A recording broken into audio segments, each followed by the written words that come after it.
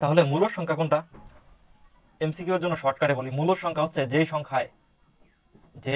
সংখ্যায় রুট নেই, যেই সংখ্যায় রুট নেই সেটা হচ্ছে মূলদ সংখ্যা। আর অমূলদ সংখ্যা কোনটা? অমূলদ সংখ্যা হচ্ছে যেই সংখ্যায় রুট আছে, এখন যেই সংখ্যায় রুট নাই সেটা হচ্ছে মূলদ সংখ্যা। তাহলে আমাকে বের করতে বলছে হচ্ছে অমূলদ সংখ্যা। তাহলে দেখো তো এই সংখ্যাটার ভিতরে কি রুট আছে? যেহেতু রুট নাই তাহলে এই সংখ্যাটা আমার প্রথমেই বাদ চলে যাবে।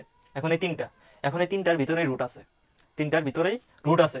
এখন দেখা যাবে তাহলে কি এই তিনটাই কি অমূলদ সংখ্যা নাকি? না, তিনটা অমূলদ সংখ্যা না। দেখো এই 9 কে যদি আমি একটু মডিফাই করি তাহলে দেখা যায় যে রুট 9 কে যদি রুট করি তাহলে কি 3 চলে আসবে। আবার এটাকে যদি আমি একটু মডিফাই করি তাহলে কি আসবে? 4/5 আসবে। 16 কে রুট করলে 4 হয় এবং 25 কে রুট করলে 5 হয়, তাহলে কত? 4/5। দেখো তো এগুলো কি, এই সংখ্যাগুলোই কি রুট আছে? এই সংখ্যাগুলোর ভিতরে কোনো রুট নাই।